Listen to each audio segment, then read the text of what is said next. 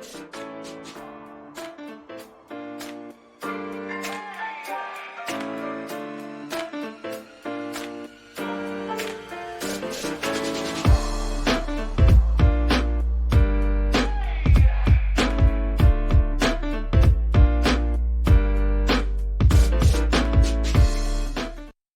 morning, everyone, and welcome to the jungle. I'm so excited to have you here in the jungle with us, and we have our good friend Hunter McFadden with Green Cube in Monroe, Louisiana. Hunter, how you doing? Doing well, Hamilton. How are you doing? I'm doing well. It's nice to reach out and talk with some folks from the hometown. Everything good in Monroe? Oh yeah, it's just freezing cold weather. You know how the South is. It's 70 last week and 29 this week. So everybody's sick, huh? Oh yeah. Just up and down. It's been raining here a lot, so kind of nasty, but good that we're both indoors and staying dry. Wanted to have you on to share your story. We actually haven't met in person, but if you would, why don't you give the audience just kind of a little bit of background about who you are, what you do, and kind of how we became acquainted. Sure. So, I grew up here in Monroe. Lived here most of my life, with the exception of when I was in the Army. Started a company with a partner back in 2005, transformed into Green Cube in 2009.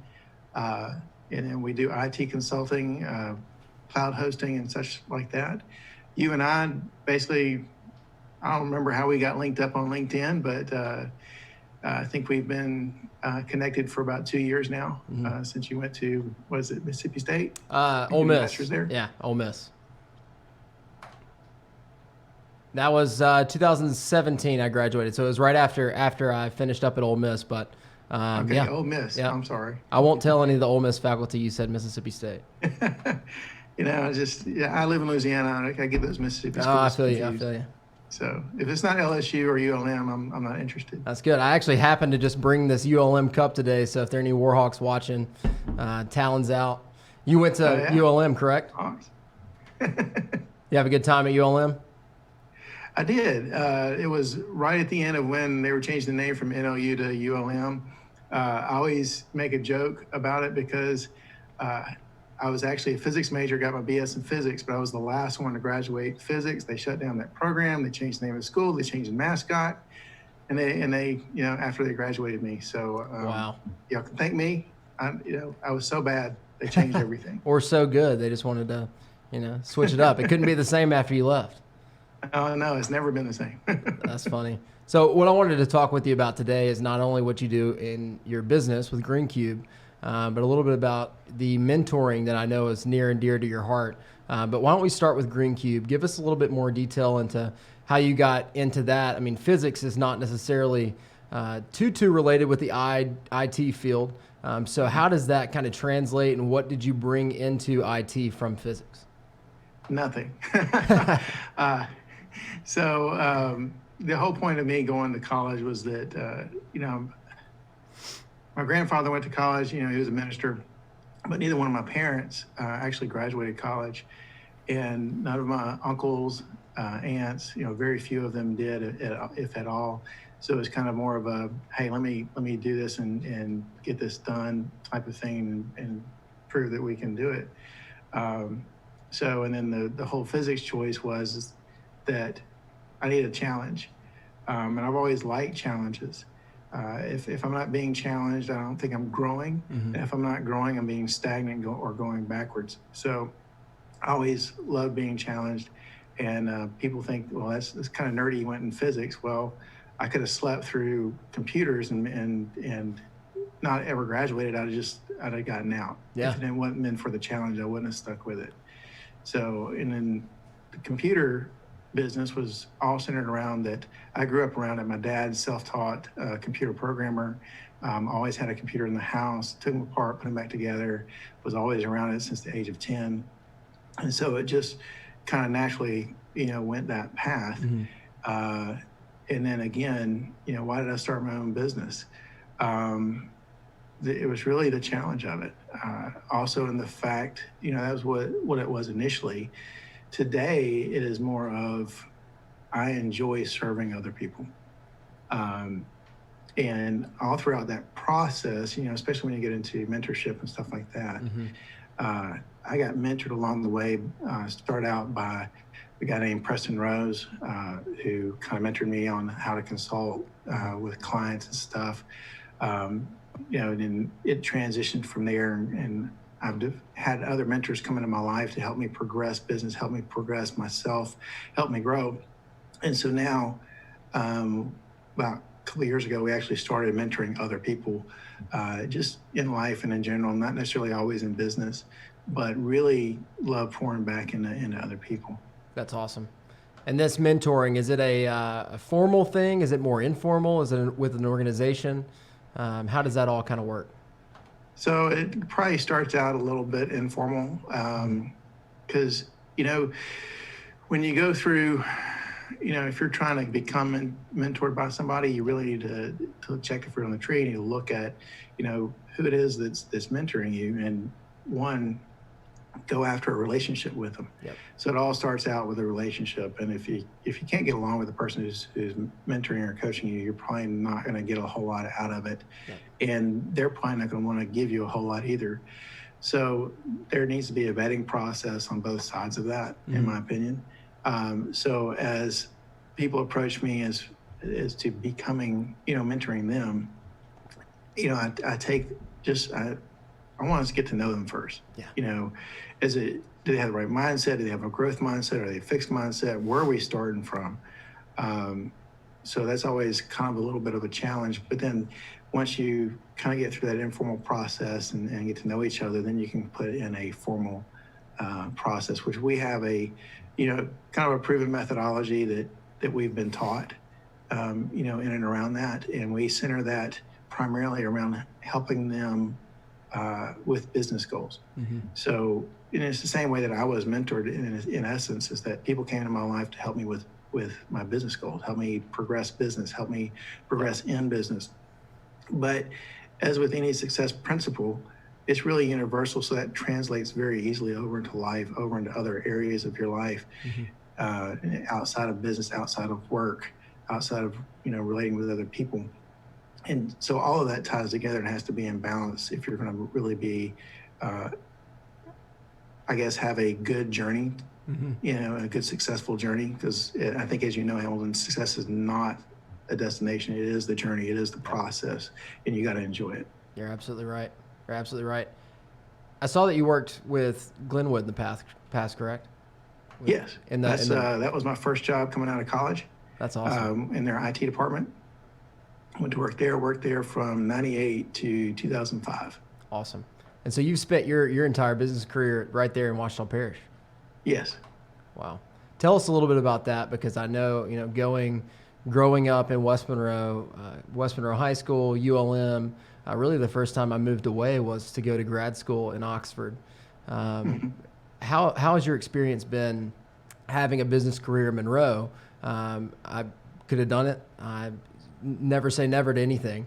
Moved out to Atlanta to start mine here. Give us some insight on what it means to really give back to your hometown in a business sense. Yeah, so there's a lot in that. Yeah. I don't know if you ever read a book called Acres of Diamonds. I haven't. But it's basically grow where you've been planted. And once you start growing, you start bearing fruit. Yep. Then you plant your seeds back in where you need to cultivate them. Yeah. And so when it comes to, Washita Parish, Monroe, Ruston, we've got deep roots as far as, my wife's family here. Even though mine's kind of moved away, her family is very strong, and that's really kind of why we stayed here. Yep. And then I'm a firm believer that you can be successful wherever you're at. Yep. People have asked me before, well, why'd you build a business, in Monroe? It's so small. It's what, somebody's got to serve the community. There are people here to serve. And it's just a matter of how do you want to do that? What talents and abilities do you have? And we chose to stay. It's a great community. I love it. I actually got selected for Leadership Washita Class 2020 this year. That's so that awesome. actually kicks off today. Congratulations. And so really looking forward to pouring more back into the community and, helping people in the community actually learn more about it and become leaders in the community. Yeah, that's fantastic. This has seemed to be a tool, and I've had a few other connections back in Monroe that I've invited on the podcast, a way for me to say, hey, look, if I'm not there directly giving back to the community, how can what I'm doing here in Atlanta still benefit the business culture there in Monroe, West Monroe, Northeast Louisiana, and Louisiana as a whole? And that goes back to the mentoring type stuff. I mean, Yeah. I went and spoke at Prairie View Academy in Bastrop, I guess, a few months, about a year ago, I guess. And one of the big points that I made was mentoring, but it's usually the case that you don't know you're being mentored, or you don't know you have a mentor until you've been mentored. For the majority of my mentors, it wasn't, hey, would you like to be my mentor? It was, hey, this is somebody that I work with. And then I realized they're a really good dude, a really, really nice lady that I'd like to become like one day. And I admire their success, but even more so, I admire the person that they are outside of the company. So it's awesome to hear that you're setting up something a little bit more formal. What age range are some of the folks that you mentor? Are these professionals? Are these students that are entering into the workforce, or is it a mix? It's a really good mix. I think the youngest person that we're mentoring is like 19. Okay. Just in the, going into college. Mm-hmm. Well, with the exception of my two daughters that we're mentoring, they actually want to start their own business, and that's awesome. One of them turns 18 and the other one turns 16 here soon, and so they see the business life as what they want to do. As far as what they do in business will be a different story. Yeah. So it just depends on what they gravitate to. But going back 19 to, I think the oldest person we're mentoring right now is probably 43. Okay. That's awesome. So you got a lot of experience in between there, 19 and 43. Oh, yeah. I think that was one of my favorite. Go ahead. I'm sorry. I was saying a lot of different stages in life there. Yeah. In our grad school group, that was probably one of my favorite things about grad school versus undergrad, was that you've got people from straight out of undergrad all the way to folks that are nearing the end of their career that just want to come back and learn. Getting all of those experiences is extremely valuable. Tell us about what you're most excited about for this year going forward. I know 2020 is a big year for most of our clients, as I'm sure it is for you as well. What do you have your sights set on, either with Green Cube or the mentoring, or both? So that's a good question. And to be honest, I think we're still really cultivating, what that true vision is, and not just looking at 2020. My current mentor, Stephen, is actually teaching us, you really need to plan out 10, 15 years and then backtrack that back down. That's good. So, as far as a goal for us this year, as far as what we want to accomplish, from a Green Cube standpoint, we've just now gotten into a position where we can really give back as a team, the employees. That's our team. So when I say our team, I don't consider my employees, to be honest with you. Even though they work at Green Cube, they don't work for me. They work for our clients. Yep. So, and we do that as a team effort. So getting that more ingrained as a culture from a CEO standpoint, developing that culture, developing that mindset within our team, and then to be able to give back more to the community in places like the food bank or Mercy Ministries, and things like that. So our objective this year, we're going to grow. That's already been set in place, but is actually to give back more. And I guess from the mentoring standpoint is to help the people that we're mentoring succeed more. And that is, in essence, kind of defining our success to a degree, because if I can help them become more successful, that's exactly what I want to do. That's what I want to accomplish with them. That's a fantastic point, and I want to dig a little bit further into that. One of my calling cards for the last year or two has been giving in any way that I can. This job allows me to be able to give at least of my talents and skills, just like you guys are able to give to the different ministries or organizations that you have there in Monroe and around the area. There's a book that I always like to plug. It's by John D. Mann and Bob Berg called The Go-Giver. Have you ever read it? I have. It's a It's a phenomenal fantastic book, isn't it? So it's right in line with what you're talking about. If there's one thing that I'm most proud of in the generation that I'm a part of, is that we statistically are the most giving generation when it comes to philanthropy. Do you see that as a trend going forward of not just your business, but looking at other businesses and saying, it used to be, how much can we get? And now it seems to be companies are having their eye on how much can we give?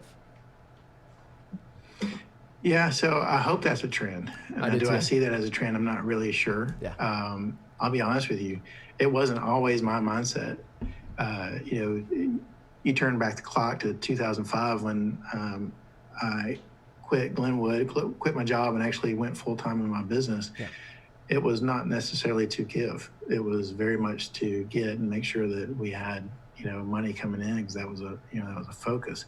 So when I told you a while ago that we finally got into where we could shift some things and teach new mindset and new culture, it's taken a progression in me, reading books like The Go-Giver, reading John Maxwell books, and taking some coaching, not directly from him, but that is a form of coaching, and applying that.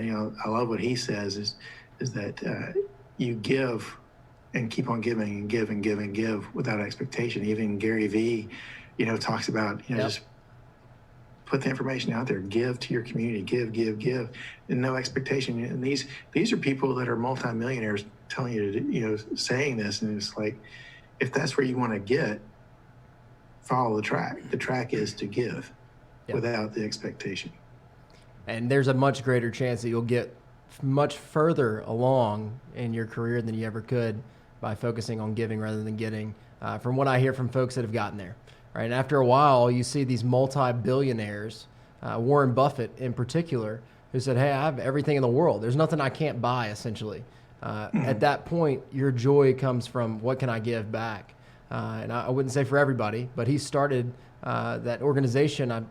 The name is fleeting at this moment, but with Bill Gates, and they go out and they try to convince billionaires to give away their estates, which is a fantastic organization. Let's shift focus a little bit, because we're a marketing organization, and one of my passions in this industry specifically is branding. Green Cube. Give us a little insight about how that came to be as a name and as a brand. I know we didn't have anything to do with that one in particular, but I'm always interested to know how that came along. So the company actually started out as Transparenet. Okay. And I'll let you try to spell that. But I cheated. I looked at your LinkedIn this morning, so I guess we'll have the audience try to spell it instead. Well, so and when we named it that, it was a decent name. It's like, okay, well, I'm a Star Trek fan, and to be honest with you, it came from when they were, quote, saving the whales, and they had this transparent steel, and it's like, well, transparent, that sounds awesome. Let's do that.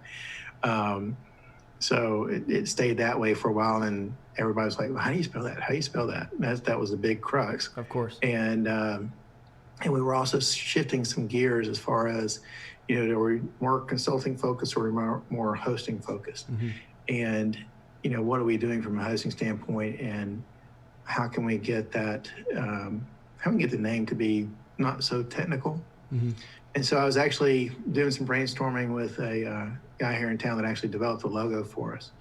And we were just talking through things, and we're like, and I told the guy, I said, really what we're doing is we're making the cubicle green. We're taking everything that's power hungry in that cubicle, and we're shifting that into a data center where, the data center in essence probably consumes more power than the individual office. But when you talk about 2,000 users, offices, and we're reducing that power footprint out of those offices and putting that into one consolidated location, it actually does consume less power. And so, but not only that, but it allowed them to go outside the cubicle and have, remote access into their workspace. So we started going down, well, it's a green cube. It's a green cube. And there we have it. Wow. And the Q came about because it's not CUBE, it's well, it's QUBE because they're the the owner of the domain Green Cube, spelled with a C, Okay. actually won't let the domain go. Of course. So You got to get creative. Hey, look, we're in this industry. We understand about getting creative with the letters. I have a flight school that I started with my business partner, and we wanted to call it Inspire Aviation.